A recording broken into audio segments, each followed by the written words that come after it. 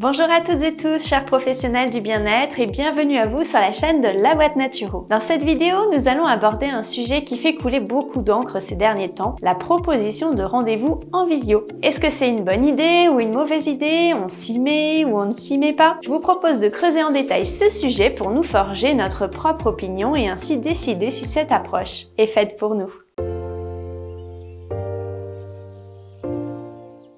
La visioconférence a connu un essor fulgurant ces dernières années, notamment suite aux différents confinements qui nous ont forcés à repenser notre manière de travailler. Nous avons été contraints d'accélérer une transition vers le digital qui était jusque-là plus lente et timide. Bien sûr, beaucoup étaient sceptiques au départ. La barrière de l'écran semblait infranchissable pour certaines pratiques basées sur le contact humain. Et pourtant, la réalité a prouvé le contraire. La visioconférence a ouvert de nouvelles opportunités et a permis à de nombreux praticiens et praticiennes de gagner en flexibilité et en confort. Alors quels sont les avantages si on se place du point de vue de la clientèle? L'accessibilité bien sûr, car la visio permet à des personnes éloignées géographiquement, à mobilité réduite ou avec des emplois du temps contraignants, de bénéficier de nos conseils et d'un suivi personnalisé. Les clients apprécient de ne pas avoir à se déplacer, ils économisent du temps et des frais de transport. Et quels sont les avantages si on se place de notre point de vue de praticien bien-être? C'est l'élargissement de notre zone de chalandise qui est pour moi le plus gros avantage.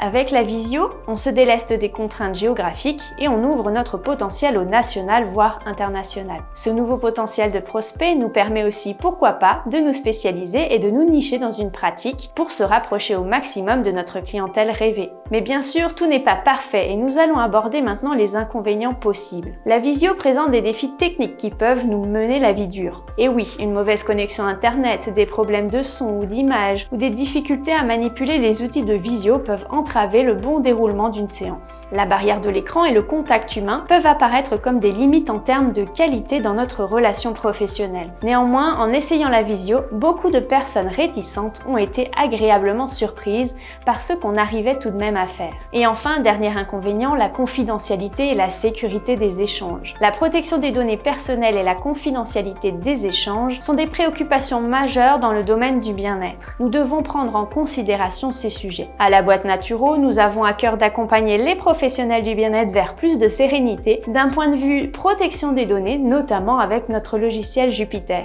Et c'est pourquoi nous sommes en train de développer un système de visio conforme au RGPD, car hébergé sur des serveurs français agréés pour les données de santé. Sa sortie est prévue pour ce joli mois de mars, alors inscrivez-vous à notre newsletter pour ne pas louper sa sortie. Bon, maintenant que nous avons vu tous ces éléments et qu'on les a en tête, qu'est-ce qu'on fait? Visio ou pas visio? Intégrer la visio dans notre pratique peut être une décision judicieuse, mais voici quelques conseils. Premier conseil, discutez avec vos clients actuels pour comprendre leurs attentes et leurs réserves éventuelles vis-à-vis de la visio. Deuxième conseil, préparez votre espace de travail virtuel en créant une atmosphère propice au bien-être. Pensez à soigner l'environnement visible à la caméra, à prévoir une bonne luminosité et à veiller à un environnement calme. Troisième conseil, envisagez une approche hybride pour répondre à leurs besoins variés et pourquoi pas proposer de combiner séance en cabinet et séance en visio. En fin de compte, il n'y a pas de réponse toute faite. Voyez la visio comme une option ou un outil supplémentaire à proposer à votre clientèle pour offrir un accompagnement de qualité, que ce soit en personne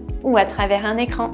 Voilà, chers praticiens et praticiennes, j'espère que cette vidéo vous aura éclairé sur le sujet et vous aura aidé à savoir si vous souhaitez vous lancer sur la visio. N'hésitez pas à partager vos expériences et vos questions dans les commentaires et si vous souhaitez recevoir plus de conseils sur la visio et la solution que nous vous proposons, mais aussi sur la gestion sereine d'une activité dans le bien-être, vous pouvez vous inscrire gratuitement à notre newsletter. J'y partage toutes les astuces que j'ai pu mettre en pratique lors de mon activité de praticienne en hygiène de vie et naturopathie, mais aussi issus des nombreux échanges avec plusieurs centaines de praticiens. Toutes les infos sont dans la description ci-dessous. Je vous remercie d'avoir été là aujourd'hui avec moi et je vous souhaite une belle journée réelle ou virtuelle. À très bientôt!